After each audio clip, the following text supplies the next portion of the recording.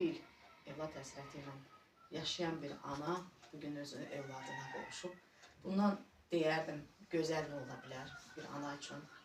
Amma ağır da olsa o əziyyət sizin üzərinizə düşür. Ana itkisi ağırdır, ümumiyyətlə valideyn itkisi çox ağırdır. Əzlərini itirmiş bir xanım kimi sizə Allahdan səbir diləyirəm. Tanrı məkanlarını, cənnət məqamlarını uca eləsin. Əlbəttə ki, şəhid adını almaq özü böyük bir şərəfdir.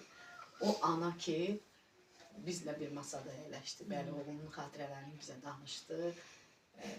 O da şəhid anası statusunu almışdı, seçilmiş analarımızdan idi. İnanıram ki, cənnətdir məkanı. Əziz analar, mənim sizdən arzum, istəyim, hər zaman özünüzü qoruyun. Siz yaşayın ki, oğullarınız da yaşasın. Məhz sizlərlə yaşayır oğullar.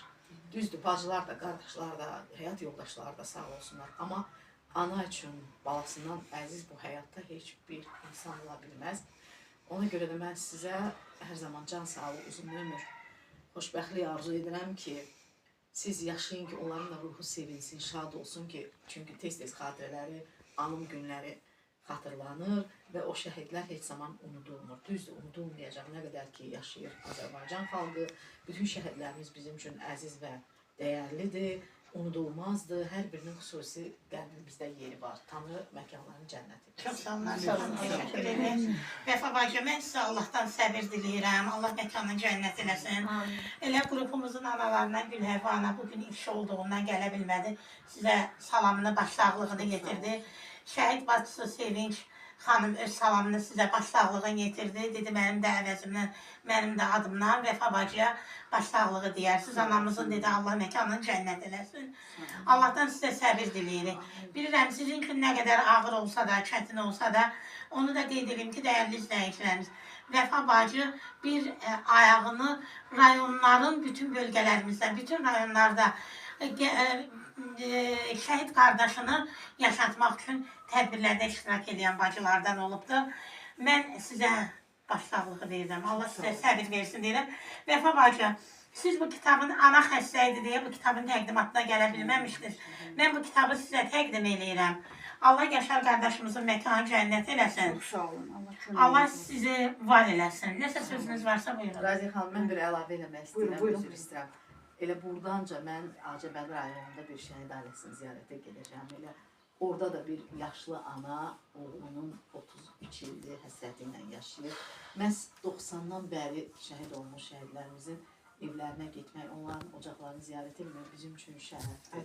Tanrı məqamlarını uca etsin bütün şəhidlərimizi. Amin. Amin. Buyur Vəfa bacı. Mən də sizə gələn evləriniz var olsun. Çox sağ olun, var olun. Allah sizin də balalarınızın yeri, cəm şəhidlərimizin yeri cənnət olsun. Var olun. Sizin qarşısında baş əyirəm. Arzu bacı sizin qardaşın da. Allah köməyiniz olsun.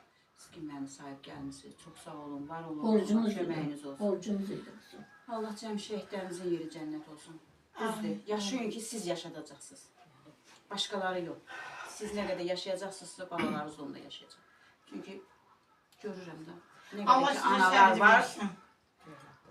Ne kadar sen varsan, anan da yaşayacak, kardeşin de yaşayacak. Evet. Ona göre özünden muğayet ol, özüne bakcına ki sen bunların davamçısın, yaşatmalısan.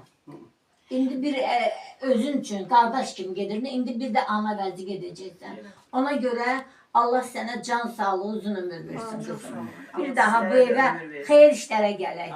Allah canlı sağ eləsin. Vəfa bacı, bunu isə mənim deməli tələbə yoldaşım var, Bayram qardaş göndəribdir. Bir də bizim analarımız.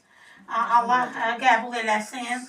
Allah sizə səbir versin. Elə mən o tələbə yoldaşım Bayram qardaşın da salamlarını, başsağlığını sizə çatdırıram. Çok sağ olsunlar. Allah kömək olsun. Var olsun. Allah şəhidlərimizin məkanını cənnət, məqamlarını uca etsin. Amin. Allah rəhmət eləsin. Amin.